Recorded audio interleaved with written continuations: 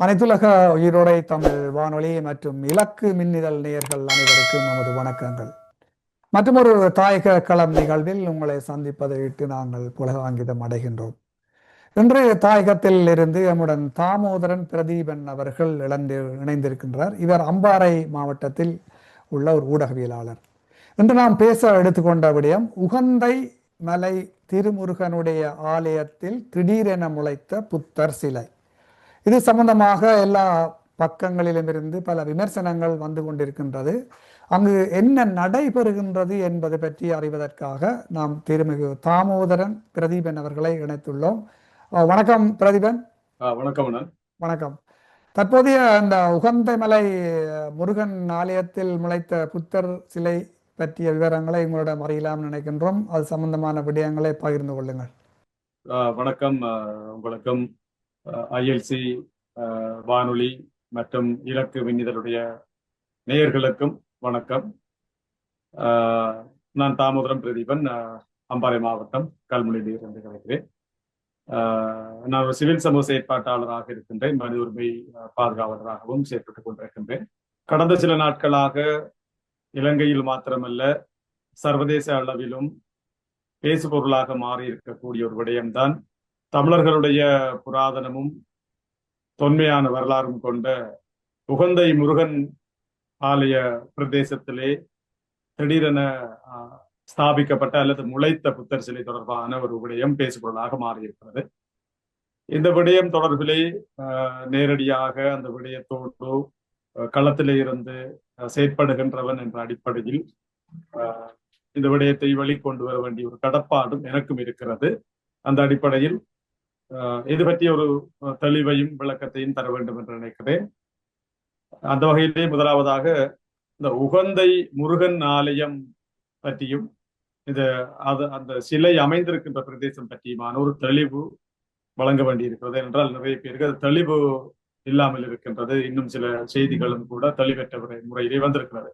அதாவது உகந்தை முருகன் ஆலயம் என்பது அமைந்திருக்கின்ற பிரதேச செயலக பிரிவு லகுகலை பிரதேச செயலக பிரிவு என்று சொல்வார்கள். அதை அந்த பிரதேச செயலக பிரிவிலே காலகாலமாக ஒரு ஒரு வனத்தினிலே தான் அந்த ஆலயம் அமையப்பெற்றிருக்கிறது. இந்த ஆலயத்தினுடைய உகந்தமலை முருகன் ஆலய மலையிலே, அதாவது வள்ளி அம்மன் ஆலயம் இருக்கிறது, அந்த மலையிலே சிலை அமைந்திருப்பதாக கூட சிலர் கருதுகிறார்கள். அவ்வாறு இல்லை. உகந்தை முருகன் ஆலயத்தின் முன்பாக சுமார் 1 கிலோமீட்டர் அளவிலே கடல் பிரதேசம் இருக்கிறது. அந்த பிரதேசத்திலே வலதுபுறமாக வள்ளியம்மன் மஞ்சள் குளித்து விளையாடிய மலை என்று கூறுவார்கள் மலை இருக்கிறது. எங்களுடைய பக்தர்கள் அங்கும் சென்று வழிபடுவார்கள். இப்போது அங்கு சில தடைகள் இருக்கிறது. நான் அதை பற்றியும் பேசலாம் நினைக்கிறேன். அதனோடு தோணிமலை என்ற ஒரு மலை இருக்கிறது வலதுபுறமாக. அதே போன்று இடதுபுறமாகவும் மலைகள் இருக்கிறது. அதிலே கடற்படை தளம் ஒன்றும் இருக்கிறது. அந்த கடற்படை தளத்தோடு இணைந்ததாக இருக்கின்ற மலையில் தான் இந்த புத்தர் சிலை நிறுவப்பட்டிருக்கிறது. இந்த புத்தர் சிலை நிறுவப்பட்ட பிரதேசமானது உகந்தை முருகன் திருவாதிரை தீர்த்தம், அதாவது திருவன்பாவை என்று கூறுவார்கள், திருவாதிரை காலங்களிலே தீர்த்தமாடுவதற்கு சென்று பூஜைகள் நடைபெறுகின்ற மலைதான் அந்த மலை. அந்த மலையில் தான் இந்த சிலை நிறுவப்பட்டிருக்கிறது. ஆக உகந்தையிலே புத்தர் சிலை நிறுவப்பட்டிருக்கிறது என்பதுதான் அதனுடைய தெளிவான விளக்கம். அதாவது அங்க உகந்தை முருகன் ஆலயத்தை ஆக்கிரமிப்பு செய்து அங்கோடு நிறுவப்படவில்லை என்பதை நீங்க உறுதிப்படுத்துகின்றீர்கள். நிச்சயமாக ஆக்கிரமிப்புக்கான ஒரு அடித்தளமாக இது இருக்கலாம் என்பதுதான் எங்களுடைய பார்வை. ஏனென்றால் அனைவருக்குமே தெரிந்த விடயம், இந்த நாட்டிலே புத்தர் சிலைகள் நிறுவப்படுதல், அதனை தொடர்ந்து இடம்பெறுகின்ற சம்பவங்கள் இந்த நாட்டிலே அதிகமாக தமிழர் பிரதேசங்களை ஆக்கிரமிப்பு செய்கின்ற விடயமாகவே இருக்கிறது. அவ்வாறான ஒரு விடயமாக இதுவும் இருக்கலாம் என்ற சந்தேகம் எங்களுக்கு இருக்கிறது. இதே போல கதிர்காமமும் எங்களிடமிருந்து பறிபோயிருக்கிறது. அதனால்தான் நாங்கள் அந்த விடயத்திலே அவதானமாக இருக்க வேண்டிய தேவை இருக்கிறது. இல்ல கதிர்காமம் உண்மையிலே வந்து தமிழர்களுடைய ஒரு திருத்தலமாக இருந்த திருத்தலம் என்று எந்த அளவுக்கு மாறி சிங்களவருடைய கைக்கு போய்விட்டது என்பது வந்து எல்லோரும் அறிந்த விடயம். மற்ற இந்த கதிர்காம யாத்திரைக்கு செல்கின்ற பக்தர்கள் கூட இந்த உகந்த மலையில் வந்து தங்கி செல்வதாகவும் கூறப்படுகின்றது. அந்த அளவுக்கு ஒரு பிரசித்தி பெற்ற ஒரு திருத்தலமாகத்தான் உகந்தை முருகன் ஆலயம் அமைந்துள்ளதாகவும் மற்றும் சில சரித்திரங்களை புரட்டி பார்த்தால் வந்து மிக பழமையான ஆலயமாகவும் அத்துடன் வந்து இராமாயணத்துடன் தொடர்பு படுத்தியும் பேசப்படுகின்றது. இது பற்றி கொஞ்சம் விளக்கங்களை தாருங்கள்.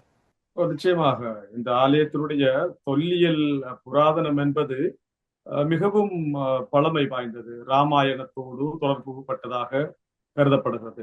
இந்த மலையில் தங்கத்திலான ஒரு வேலை வைத்து ராவணன் வழிபட்டதாக கூட வரலாறு இருக்கிறது. ராவணன் ஒரு சிறந்த சிவபக்தனும் முருகபக்தனும். ராவணன் இந்த மலையில் தங்க வேல் நிறுவி வழிபட்டதாக அந்த வரலாறு கூறுகிறது. அவ்வாறான ஒரு புராதனமான வரலாற்றை உடைய எங்களுடைய இந்த உகந்தை திருத்தலம் என்பது சைவ தமிழர்களை பொறுத்தவரையிலே அல்லது தமிழர்களை பொறுத்தவரையிலே உண்மையிலே பாதுகாக்கப்பட வேண்டிய, போற்றப்பட வேண்டிய, கதிர்காமத்துக்கு நிகராக பார்க்கப்பட வேண்டிய ஒரு ஆலயமாக இருக்கிறது. நான் நினைக்கிறேன் அதன் பின்னர் கூட 1800ஆம் ஆண்டுகளுக்கு பின்னரான வரலாறுகளும் கூட மிக புராதனமான தொன்மை நிறைந்த வரலாறுகளாகவே இந்த ஆலயத்தினுடைய வரலாறுகள் இருக்கிறது. எனவே அவ்வாறான புராதனமான தொன்மை நிறைந்த எங்களுடைய ஒரு வரலாற்று ஆலயத்தை, வரலாற்று இடத்தை நாங்கள் இழந்துவிட முடியாது. நிச்சயமாக அரச மரத்தை கண்ட இடமெல்லாம் புத்தர் சிலை வைக்கும் கலாச்சாரம் இன்று சிங்கள மக்கள் மத்தியிலே உருவாகிவிட்டது. சிங்கள மக்கள் என்றும் சொல்ல முடியாது. இந்த பௌத்த பீடங்கள்லாம் இதற்கு பின்னால் நின்று இப்படியான வேலைகளை செய்கின்றார்கள்.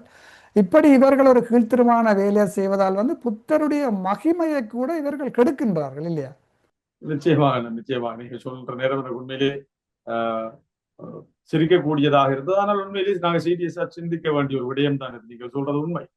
அரசமரம் காண்கின்ற இடங்களில் எல்லாம் புத்தர் சிலையை நிறுவுவது, மலைகளை காண்கின்ற இடமெல்லாம் புத்தர் சிலையை நிறுவுவது, அதே போன்று குறிப்பாக விசேடமாக இப்போது தமிழ் கடவுள் என்று சொல்லப்படுகின்ற முருகனுடைய ஆலய பிரதேசங்கள் அல்லது சைவ தமிழர்களுடைய தொல்லியல் புராதனங்கள் நிறைந்த இடங்களில் புத்தர் சிலையை நிறுவுவது, இவ்வாறு ஒரு குறிப்பிட்ட சில பௌத்த பேரினவாத பிக்குகள் அல்லது சில பீடங்கள் தான் இந்த செயலை செய்கிறது என்பது எங்களுக்கு சந்தேகம் இருக்கிறது. உண்மையிலே நீங்கள் கூறியது போல கௌதம புத்தர் உண்மையிலே இவ்வாறான விடயங்களை எல்லாம் வெறுத்து ஒதுக்கி துறவரத்துக்கு வந்து இந்த உலகத்துக்கு நல்ல செய்தியையும் அமைதியையும் போதித்து வருவார். அவரை வைத்து அமைதியையும் இன நல்லிணக்கத்தையும் கெடுக்கின்ற இந்த செயல் உண்மையிலே கண்டிக்கத்தக்கது, வெறுக்கத்தக்கது. நீங்கள் வசிக்கின்ற அம்பாறை மாவட்டம் என்பது மிகவும் உண்மையிலேயே ஒரு சிக்கலான இடம், ஒரு பிரச்சனைக்குரிய இடம், மூவின மக்களும் வாழ்கின்ற இடம். இந்த பகுதியிலே காலங்காலமாக பல நில அபகரிப்புகள் நடைபெற்றது. சிங்களவர்களால் மட்டுமல்ல, இஸ்லாமிய சகோதரர்களும் கூட இந்த நில அபகரிப்புகளை செய்து கொண்டுதான் வருகின்றார்கள். அந்த நிலையிலே இன்று நீங்கள் அம்பாறையிலே வசிக்கின்ற ஒருவராக இந்த நில அபகரிப்புகளையும் சகோதர இனத்தினுடைய இப்படியான நிகழ்வுகளை நீங்கள் எப்படி பார்க்கின்றீர்கள்? காலத்திற்கு பொருத்தமான ஒரு கேள்வியும் கூட, ஆனால் பதிலளிப்பதற்கு ஒரு சிரமம் இருக்கிறது. இருந்தாலும் யதார்த்தத்தையும் நடக்கின்ற விடயங்களையும் வெளிப்படுத்த வேண்டிய ஒரு கடப்பாடு இருக்கிறது. அந்த வகையிலே அம்பாறை மாவட்ட தமிழ் மக்களை பொறுத்தவரையிலே நாங்கள் இந்த நாட்டிலே தமிழர்கள் குறிப்பாக பௌத்த பேரினவாதிகளால் பல அழுத்தங்களுக்கும் இன்னல்களுக்கும் உட்படுத்தப்படுகின்ற ஒரு வரலாறு இருக்கிறது. ஆனால் அம்பாறையிலே எங்களுக்கு எங்களுடைய மொழி பேசுகின்ற எங்களுடைய சகோதர இனமும் கூட சில இடங்களிலே இவ்வாறு நடப்பது வேதனை அளிக்கிறது. அது உதாரணமாக இப்போது நாங்கள் கூறலாம், கல்முனை வடக்கு பிரதேச விவகாரம். எங்களுடைய தமிழ் மக்களுக்கான ஒரு நிர்வாக ரீதியிலான ஒரு சேவையை தடுக்கின்ற செயற்பாட்டை கூறலாம். அதற்கு முற்பட்ட காலங்களிலே உதாரணமாக 90, 83, 87 காலங்களை பொறுத்தவரையிலே திராய்க்கேணி, வீரமுனை போன்ற பழம்பெரும் கிராமங்களை அழித்து விட வேண்டும் என்று சிங்கள காடையர்களோடு முஸ்லிம் சகோதரர்கள் ஊர்காவல் படையிலே இணைந்து பல படுகொலைகளை நிகழ்த்திய வரலாறுகள் இருக்கிறது. அது உண்மையிலே மிகவும் கவலை தருகின்ற வரலாறுகள். அந்த வரலாறுகளை நான் ஆவணப்படுத்தி இருக்கிறேன். அந்த அடிப்படையில் இதுவரை நான் அம்பாறை மாவட்டத்தில் பல இடங்களுக்கு நேரடியாக கள விஜயம் செய்து அந்த விடயங்களை ஆவணப்படுத்தி இருக்கிறேன். அதிலே இரண்டு பக்கமும் நாங்கள் அடிபட்டிருக்கிறோம். இந்த வரலாற்றை பொறுத்தவரை சிங்கள மக்களும் எங்களுடைய சகோதர இஸ்லாமிய மக்களும் கூட எங்களுக்கு இவ்வாறான இன்னல்களை ஏற்படுத்தி இருக்கிறார்கள் என்ற வரலாறு கசப்பானது, ஆனால் பகிரப்பட வேண்டிய வரலாறு தான். அம்பாறையில 1956ஆம் ஆண்டு கல்லோயா பகுதியில முதலாவது தமிழின அழிப்பு தொடங்கியது. 156 தமிழர்கள் வந்து அங்கு படுகொலை செய்யப்பட்டார்கள். அது தொடர்ச்சியாக காலங்காலமாக ஒவ்வொரு 10 வருடங்களுக்கு ஒருக்காக காலங்காலமாக இந்த இன அழிப்பு தொடர்ச்சியாக நடைபெற்று 2009ஆம் ஆண்டு பெருமளவிலே 1.5 லட்சத்துக்கு மேற்பட்ட ஈழத் தமிழர்கள் படுகொலை செய்யப்பட்டார்கள். இன்று அங்கு அம்பாறை பகுதியில இருக்கின்ற தமிழர்களுடைய ஒரு ஏறக்குறைய கிட்டத்தட்ட ஒரு சனத்தொகை எவ்வளவு தமிழர்கள் அந்த அம்பாறை மாவட்டத்தில் இன்று வசிக்கின்றார்கள் என்ற ஒரு கணிப்பு இருக்கின்றதா? இந்த காலத்தை பொறுத்தவரை நினைக்கிறேன் கடைசியாக இடம்பெற்ற புள்ளி விவரத்தின் அடிப்படையிலே அம்பாறை மாவட்டத்திலே தமிழர்கள் சுமார் 1,40,000 தமிழர்கள் அளவிலே அம்பாறை மாவட்டத்திலே வாழுகிறார்கள். இவ்வாறு வாழுகின்ற தமிழ் மக்கள் தனி தமிழ் பிரதேச செயலக பிரிவுகள் அடங்கலாக இன்னும் சில பிரதேசங்களிலே மூவின மக்களும் கலந்து வாழக்கூடிய இடங்கள், அதே போன்று சகோதரர்கள் இஸ்லாமிய சகோதரர்களோடு இணைந்து வாழக்கூடிய இடங்கள், உதாரணமாக கல்முனை போன்ற பிரதேசங்களை குறிப்பிடலாம். அவ்வாறு தமிழர்கள் வாழ்ந்து வருகிறார்கள். ஆனால் நிர்வாக நடவடிக்கைகள், அபிவிருத்திகள் அல்லது ஏனைய அரச சலுகைகள் போன்ற விடயங்களிலே பாதிக்கப்பட்டவர்களாகவே தான் அவர்களுடைய வாழ்வியலை கொண்டு நடத்தி கொண்டிருக்கிறார். அப்ப அரச ரீதியான உதவிகள், நிதி உதவிகள் அந்த இடத்தினுடைய வளர்ச்சிக்கான விடயங்கள் ஒன்றும் அரசால் மேற்கொள்ளப்படுவதில்லை என்று சொல்கிறீர்கள். நிச்சயமாக நாங்கள் முற்றுமுழுதாக மறுக்க விட்டாலும் கூட மறக்கக்கூடிய வாய்ப்பு இருக்கிறது. உதாரணமாக நீங்கள் அம்பாறை மாவட்டத்தினுடைய எல்லை ஆரம்பிக்கக்கூடிய மட்டக்களப்பு மாவட்டத்தின் பெரிய நீலாவணியிலே இருந்து பிரதான வீதி ஊடாக ஒரு பயணத்தை நீங்கள் பொத்துவில் வரைக்கும் அல்லது அம்பாறை மாவட்டத்தின் தென்னெல்லை வரைக்கும் நீங்கள் மேற்கொள்ளுகிற போது பார்க்கலாம். இரவு வேளையாக இருந்தால் சகோதரர்கள், இஸ்லாமிய சகோதரர்கள் இருக்கக்கூடிய பிரதேசங்கள் மிக அழகான வெளிச்சம் உள்ள பிரதேசமாகவும் இருளடைந்த பிரதேசங்களாக தமிழர்களுடைய பிரதேசங்களும் காணப்படுவதில்லை. அதே போல உட்கட்டமைப்பு வசதிகளை எடுத்துக்கொண்டால், உதாரணமாக வீதியை எடுத்துக்கொண்டால், தமிழர்களுடைய பிரதேசங்களிலே வீதி என்பது கரடு முரடான பாதைகளாக குன்றும் குழியுமாக இருக்கும். ஏனைய சமூகத்தவருடைய பிரதேசங்களிலே நீட்டாக வெரி கிளியராக இருக்கும். அதே போல அரச திணைக்களங்களுடைய அல்லது அரச வளங்களுடைய நிலைப்பாடுகள் எல்லாம், அபிவிருத்தி நிலைப்பாடுகள் எல்லாம் கூட தமிழர் பிரதேசங்களிலே, ஏனைய பிரதேசங்களிலே 70% அபிவிருத்தி இந்த அரசு செய்திருக்கிறது என்றால் தமிழர்களுடைய பிரதேசங்களிலே 30%-ஆகத்தான் இருக்கு. இது எங்களிடம் ஆவணமாக வெளிப்படுத்த வேண்டுமானாலும் கூட நாங்கள் வெளிப்படுத்தக்கூடிய நிலை இருக்கிறது. அவ்வாறுதான் தமிழர்களை அம்பாறை மாவட்டத்திலே இந்த அரச இயந்திரமும் கூட வைத்திருக்கிறது. அப்படியானால் இந்த இஸ்லாமிய சகோதரர்கள் வாழ்கின்ற இடத்திலே உள்ள அரசியல்வாதிகள் தங்களுடைய மக்களுக்கு சரியான சேவையை செய்கின்றார்கள். அப்படியாயின் தமிழர் பிரதேசத்திலே வாழ்கும் மக்களால் ஜனநாயக ரீதியாக தெரிவு செய்யப்பட்ட இந்த பிரமுகர்கள், இந்த அரசியல்வாதிகள் வந்து என்ன செய்கின்றார்கள்? இது ஒரு நல்ல கேள்வி. இதுக்கும் நான் பதில் கூற வேண்டிய கடப்பாடு இருக்கிறது. ஒரு சங்கடமான நிலைதான் இது. இருந்தாலும் கூற வேண்டிய கடப்பாடு இருக்கிறது. உண்மையிலே நான் கூறியிருக்க வேண்டிய விடயத்தை நீங்களே கூறியிருக்கிறீர்கள். தாங்கள் சார்ந்த சமூகத்திற்கு ஏதாவது ஒரு நல்லது நடக்க வேண்டும், நன்மை செய்ய வேண்டும் என்ற நிலைப்பாட்டிலே இஸ்லாமியர்களுடைய அரசியல்வாதிகள் அவர்களுடைய சமூகத்துக்காக அவர்கள் அவ்வாறான சேவைகளை செய்கிறார்கள். உதாரணமாக எங்களுடைய தமிழ் தேசிய பரப்பிலே தான் அம்பாறை மாவட்டத்திலே நாடாளுமன்ற உறுப்பினர்கள் தெரிவாவது வளமை. அவ்வாறான முறையிலே தெரிவு செய்யப்படுகின்ற எங்களுடைய நாடாளுமன்ற உறுப்பினர்கள் எங்களுடைய இலக்கு வேறு ஒரு திசையை நோக்கி இருக்கிறது. எங்களுடைய தேசியம், எங்களுடைய ஆட்சி அதிகாரம், சுயாட்சி, சமஸ்தி என்ற போன்ற பல்வேறு விடயங்களிலும் எங்களுக்கான அநீதிகள் இழைக்கப்பட்டிருக்கிறதற்கான நீதி வேண்டும் போன்ற விடயங்களுக்காக நாங்கள் வேறு திசைகளிலே குரல் கொடுத்தும் வேறு திசைகளிலுமே பயணித்துக் கொண்டிருக்க, ஏனைய சமூகங்கள் இலங்கை நாட்டுக்கு பொதுவாக ஒரு அமைச்சர் இருப்பாரான இருந்தால் அந்த அமைச்சர் அத்தனை மக்களுக்கும் பொதுவானவர் தான். ஆனால் எங்களுடைய மாவட்டத்திலே அவ்வாறு இருக்காது. அது அவர்களுடைய இனம் சார்ந்து அவர்கள் சிந்திக்கின்றார்கள். எங்களுடைய நாடாளுமன்ற உறுப்பினராக இருக்கட்டும் அல்லது அரசியல் பிரதிநிதிகளாக இருக்கட்டும், எங்களை பொறுத்தவரையிலே ஒரு அளவிற்கேனும் அவைகளை சாத்தியப்படுத்தக்கூடிய விடயங்களை சாத்தியப்படுத்தினார்களா என்று கேட்டால் கேள்வி இருக்கிறது தான், இல்லை என்பதற்கில்லை. ஆனாலும் கூட இந்த தேசியம் சார்ந்த பயணத்திற்குள்ளே இவ்வளவும் செய்யக்கூடிய நிலைப்பாட்டிலே இருந்திருக்கிறார்கள். ஆனால் இன்னும் செய்திருக்க வேண்டும். அதை நாங்கள் ஏற்றுக்கொள்ளத்தான் வேண்டும். மற்றது இப்போ இந்த வெசாக் நடைபெற்றது. வெசாக்கை சார்ந்து இப்போ நாங்கள் இந்த புத்தருடைய சிலை உகந்தமலை முருகன் ஆலயத்தின் பக்கம் வைத்ததை பற்றி நாங்கள் பேசிக்கொண்டிருக்கிறோம். பௌத்த ஆக்கிரமிப்புகள் பற்றி பேசிக்கொண்டிருக்கிறோம். தமிழர்களுடைய நிலங்கள் அபகரிக்கப்பட்டு பௌத்த விகாரைகள் கட்டப்படுவது மட்டுமின்றி சிங்கள குடியேற்றங்களும் நடைபெறுகின்றதை பற்றி நாங்கள் சிந்தித்து கொண்டிருக்கின்றோம். இதே சமகாலத்தில் தமிழரால் தெரிவு செய்யப்பட்ட ஒரு பாராளுமன்ற உறுப்பினர் ஜப்பானால் ஏற்பாடு செய்யப்பட்ட இந்த விசாக் கொண்டாட்டத்தில் கலந்து கொண்டு இலங்கை ஒரு பௌத்த நாடு என்ற ஒரு கூட்டை கூறியிருக்கின்றார். அது உங்களுடைய பிரதேசத்திலிருந்தான் இவர் வந்தவர். அதை பற்றி உங்களுடைய அபிப்பிராயம் என்ன? இது ஒரு நல்ல கேள்வி, தர்ம சங்கடமான கேள்விதான் கூட. அந்த கௌரவ நாடாளுமன்ற உறுப்பினர் என்னுடைய நட்பு ரீதியான உறவில் இருக்கக்கூடிய ஒருவர் தான்.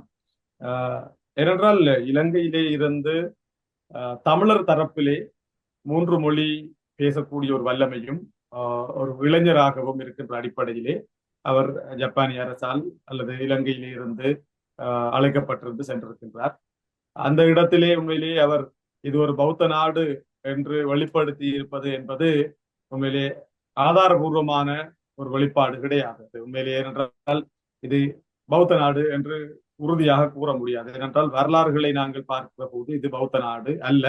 ஆனால் இப்போது பௌத்தர்கள் செறிந்து வாழுகின்ற அல்லது பௌத்தர்கள் அதிகமாக வாழுகின்ற ஒரு நாடாக இது மாறி இருக்கிறது, தவிர இது பௌத்த நாடு கிடையாது.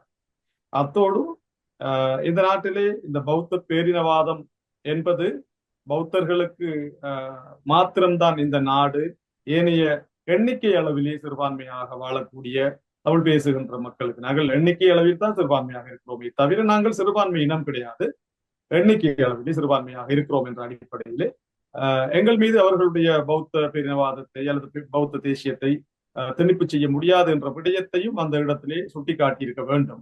அல்லது இந்த விடயங்களை தெளிவான முறையிலே இன்னும் சற்று ஆழமாக அதிகமாக இவ்வாறான சர்வதேச அரங்கிலே வெளிப்படுத்த வேண்டும், வெளிப்படுத்தி இருக்க வேண்டும். ஆனால் அவருடைய என்னை பொறுத்தவரையிலே அவருடைய புரிதல் அல்லது அவருடைய நிலைப்பாட்டில் இருந்த அந்த வெளிப்படுத்தலை செய்திருக்கிறார் என்று நினைக்கின்றேன். இது பற்றி தமிழ் தேசிய பரப்பில் இருக்கின்ற ஏனைய அரசியல்வாதிகளும் அவர்களுடைய கட்சி சார்ந்தவர்களும் அல்லது பொதுமக்களும் இந்த விடயத்தை அந்த நாடாளுமன்ற உறுப்பினருக்கும் தெளிவூட்ட வேண்டும் என்று நான் நினைக்கிறேன். நாங்கள் ஆதாரம் இல்லை என்று சொல்ல முடியாது. ஏனென்று சொன்னால் இலங்கையிலிருந்து வெளியாகும் ஸ்ரீலங்கா டுடே என்ற ஆங்கில பத்திரிகையிலே இவர் பேசியதை அப்படியே போட்டிருக்கின்றார்கள். ஆங்கில பத்திரிகையிலே பேசியதை போட்டிருக்கின்றார்கள். அப்போ எங்களுக்கு தமிழரசு கட்சியை பொறுத்தவர்களே அவர்கள்லாம் இந்த ஏகிய ராஜ்யத்தையும் ஏற்றுக்கொண்டவர்கள், அவர்கள்லாம் பௌத்த நாடு என்பதை ஏற்றுக்கொண்டவர்கள். அதே போன்று தொடர்ச்சியாக அதே மனநிலையைத்தான் இந்த தமிழரசு கட்சியில் உள்ள அரசியல்வாதிகள் தொடர்ச்சியாக தங்களுடைய அரசியலை நகர்த்தி கொண்டிருக்கின்றார்கள். அப்படியாக அப்பாவி ஈழத் தமிழர்கள் இவ்வளவு 30 வருட போராட்டத்தில் பேரழிவையும் இழப்புகளையும் சொத்துக்களையும் இழந்த மக்களை இவர்கள் ஏமாற்றி தங்களுடைய அதிகாரங்களையும் தங்களுடைய நலன்களையும் சார்ந்து வேலை செய்கின்றார்களா என்பது ஒரு பெரிய சந்தேகமாக இருக்கின்றது. ஒட்டுமொத்தமாக நான் குறிப்பிட்ட இவரை மட்டும் சொல்லவில்லை, ஒட்டுமொத்தமாக இன்று தமிழர்கள் இந்த நிலைக்கு வந்ததற்கு முக்கிய காரணமே நாங்கள் சிங்களவர்களை விட எங்களுடைய தமிழ் அரசியல்வாதிகளைத்தான் நாங்கள் குறிப்பாக பேச வேண்டிய காலநிலையில் இருக்கின்றோம். நிச்சயமாக நீங்கள் கூறுகின்ற இந்த விடயமும் சில இடங்களிலே பொருத்தமாக இருக்கிறது. உண்மையிலே தமிழ் தேசிய பரப்பிலே தமிழரசு கட்சி அதுபோல தமிழ் தேசிய பரப்பிலே இருக்கக்கூடிய அரசியல்வாதிகளுடைய கடந்த கால போக்குகள் அல்லது நடவடிக்கைகள், இப்போதைய நடவடிக்கைகள் எல்லாம் கூட பொது வழியிலே என்று தமிழ் தேசியத்தை நேசித்த அல்லது தமிழ் தேசிய பரப்பில் இருக்கின்ற அரசியல்வாதிகளை நேசித்த பொதுமக்களிடத்திலும் கூட ஒரு விமர்சனத்தை கொண்டு வந்திருக்கிறது. ஏனென்றால் நீங்கள் கூறியது போல அவர்களுடைய செயற்பாடுகள் அந்த மாதிரியான ஒரு சிந்தனையை தூண்டுகின்ற வகையிலே இருக்கிறது.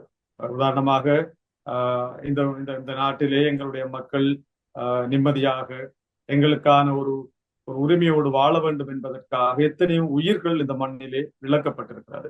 அந்த உயிர்களுடைய இழப்பு, அந்த பலி, அந்த வேதனை அறியாதவர்களாக இவர்கள் சில இடங்களிலே நடந்து கொள்ளுகின்ற விதம் அல்லது வெளிப்படுத்துகின்ற கருத்துக்கள் போன்றவைகள் எங்களுக்கு தாக்கத்தை ஏற்படுத்துகிறது, வலியை ஏற்படுத்துகிறது.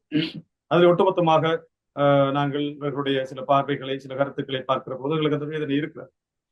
இது உண்மையிலே அண்மையிலே இந்த புத்தர் சிலை விவகாரம் உகந்தை விஷயத்தையும் கூட நாங்கள் பார்க்கிற போது உகந்தையில் புத்தர் சிலை இல்லை என்று கூட ஒரு அரசியல்வாதி கருத்து வெளியிட்டிருக்கிறார். உகந்தையில் புத்தர் சிலை இல்லை, அலட்டி கொள்ள தேவையில்லை என்றும் கூட கூறியிருக்கிறதாக ஒரு ஊடகத்திலே நான் செய்தி பார்த்தேன். அந்த அரசியல்வாதியோடு நான் தொடர்பு ஏற்படுத்தி கேட்ட போது அவர் கூறினார், உகந்த முருகன் அந்த மலையில இல்லை என்றுதான் நான் சொல்லியிருக்கிறேன், ஊடகவியலாளர் தெளிவுபடுத்தி இந்த செய்தி எழுதியிருக்கார் என்று ஒரு கருத்தவர் சொல்றார். அந்த ஊடகத்துல போடப்பட்ட புகைப்படத்தை வச்சு நான் பார்த்தேன். முன்னாள் நாடாளுமன்ற உறுப்பினர் கலையரசன் அவர்கள் இருக்கிறார். நான் அவர்கிட்ட கேட்டேன், நான் போகல, எனக்கு தெரியாது, என்னுடைய படம் எப்படி போட்டவங்களுக்கு தெரியாது, அது போய் அப்படின்னு அவர் சொல்றாரு. சோ இப்படி தமிழ் தேசிய பரப்பில் இருக்கக்கூடிய அரசியல் தலைமைகள், ஊடகவியலாளர்கள் எல்லோருமே இந்த மக்களை என்ன நிலைப்பாட்டிலே வைத்திருக்கிறார்கள், எவ்வாறு சிந்தித்துக் கொண்டிருக்கிறார்கள் என்பது தெரியவில்லை. முதலிலே என்னை பொறுத்தவரையிலே இந்த தமிழ் தேசிய பரப்பிலே இருக்கின்ற அரசியல்வாதிகளுக்கு எங்களுடைய தமிழ் மக்களுடைய வலி என்ன என்பதை புரிய வைக்க வேண்டும். அல்லது இத்தனை ஆயிரம் உயிர்கள் எதற்காக இழந்தது, இத்தனை ஆயிரம் உறவுகள் எதற்காக காணாமலாக்கப்பட்டது, எங்களுடைய இத்தனை ஆயிரம் ஏக்கர் நிலங்கள் எதற்காக பறிகொடுக்கப்பட்டது என்கின்ற விடயங்களை எல்லாம் பற்றி சரியான தெளிவூட்ட வேண்டும். எங்களுடைய கடந்த கால வரலாறு, இப்போதைய வரலாறுகள் பற்றி இவர்களுக்கு சரியான தெளிவூட்ட வேண்டும். என்றால் நான் சிலருடைய கருத்துக்களை பார்க்கிற போது அவர்களுக்கு அதை பற்றிய பூரணமான புரிதலும் இல்லை, அதை பற்றிய புரிந்து கொள்ள வேண்டும் என்ற ஒரு நிலைப்பாடும் இல்லை என்று நினைக்கிறேன். இப்ப குருந்தூர் மலையை பார்த்தீங்கன்னு சொன்னால் அங்க கூட சட்ட ரீதியாக அங்கு புத்தவிகாரை கட்டக்கூடாது என்ற ஒரு சட்டத்தை பிறப்பித்தும் அதை மீறி அங்கு புத்தவிகாரையை கட்டினார்கள். இறுதியாக அச்சுறுத்தலுக்கு உட்படுத்தப்பட்ட நீதிபதி சரணராஜா நாட்டை விட்டே வெளியேற வேண்டிய ஒரு துர்பாக்கிய நிலை ஏற்பட்டது. அதே போன்று திருவண்ணாமலையை பார்த்தீர்கள்னு சொன்னால் கன்னியாவை நீரூற்று காலங்காலமாக சரித்திர காலமாக தமிழர்களுடைய ஈமிக்கடன் செய்கின்ற இந்த கன்னியா 7 கிணறு வெந்நீர் ஊற்று இருந்த அந்த கன்னியா வெந்நீரூற்றையே இன்று அடாவடித்தனமாக அபகரித்திருக்கின்றார்கள். அதை கூட இந்த தமிழ் அரசியல்வாதிகளால் ஒன்றும் செல்ல முடியவில்லை. இன்று பிரசித்தி வாய்ந்த பெரிய புராதன கோயிலான உகந்தை முருகன் கோயிலுக்கு பக்கத்தில் கொண்டு வந்து புத்தர் சிலையை வைத்திருக்கின்றார்கள். அப்ப இந்த அரசியல்வாதிகளை தெரிவு செய்து அனுப்புவதில் என்ன பிரயோசனம் இருக்கின்றது என்பது பெரிய ஒரு கேள்வியாகத்தான் இருக்கின்றது. மற்ற அடுத்த நான் நிறைவு செய்யும் நேரத்துக்கு வந்து விட்டோம். மிக சுருக்கமாக சொல்லுங்கள், இந்த வள்ளியம்மன் ஆலயத்துக்கு செல்ல முடியாத தடைகள் இருப்பதாக சொன்னீர்கள், அது என்ன தடை என்பதை கொஞ்சம் சொன்னீங்கண்டா மிக சுருக்கமாக சொல்லுங்க. நான் ஆரம்பித்த விடயத்திலிருந்து வேறு சேர்க்கலாம் சென்று விட்டோம். உகந்த மலை உகந்த முருகன் ஆலயத்தின் முன்பாக இருக்கிற கடல் பிரதேசத்தில் தான் அந்த வள்ளி மஞ்சள் குளித்து விளையாடிய மலை என்று கூறுவார்கள். அங்கே சென்று பக்தர்கள் நேர்த்திக்கடனாக கல்லெல்லாம் எடுத்துவாங்க. அந்த இடத்துக்கு ஒப்போசிட்ல தான் கடற்படை முகாம் இருக்கிறதால அங்கெல்லாம் நினைச்சு நேரத்துக்கு போகக்கூடாது என்ற தடை விதித்தார்கள். அதே நேரம் உகந்தை ஆலயத்தினுடைய எல்லையை சுருக்கி இந்த எல்லைகளை தாண்டி போகக்கூடாது என்று கடற்படையும் வரையிலாகவும் தடை விதித்தார். அதே போல உகந்தை முருகன் ஆலயம் மலையிலே முருகனுக்கான சிலை ஒன்றை நிறுவுகிற போது அதை தடுத்து நிறுத்தப்பட்டிருக்கிறார். அடித்தளத்தோடு இருக்கிறார், அதை நிறுத்தி இருக்கிறார்கள். அதற்கு இடையிலே சன்னியாசி மலையிலே ஒரு பிள்ளையார் ஆலயம் இருக்கிறது, மலைக்கு கீழ் மலையின் மேலே புத்தர் சிலை வைத்திருக்கிறார்கள். அங்கே உகந்தையை சூழ இப்போது 3 இடங்களில் புத்தர் சிலை வைக்கப்பட்டு விட்டது. நாங்கள் ஒன்றை பற்றி பேசுகிறோம், நாங்கள் நேரடியாக சென்று பார்த்தது உகந்தையை சூழ 3 புத்தர் சிலை. உகந்தை வருகின்ற வழியிலே சுமார் 4-5 புத்தர் சிலை. அந்த ஏரியா எல்லாம் புத்தர் சிலை விதைக்கப்படுகிறது. நாங்கள் பார்த்தது இவ்வளவு, இன்னும் எத்தனை இருக்கும்போது தெரியவில்லை. இவ்வாறு பல அழுத்தங்கள் அந்த உகந்தை பிரதேசத்துக்கு வழங்கப்பட்டுக் கொண்டிருக்கிறது. எனவே இவைகள் பற்றியும் இந்த அரசியல் தலைமைகள் பேச வேண்டும்.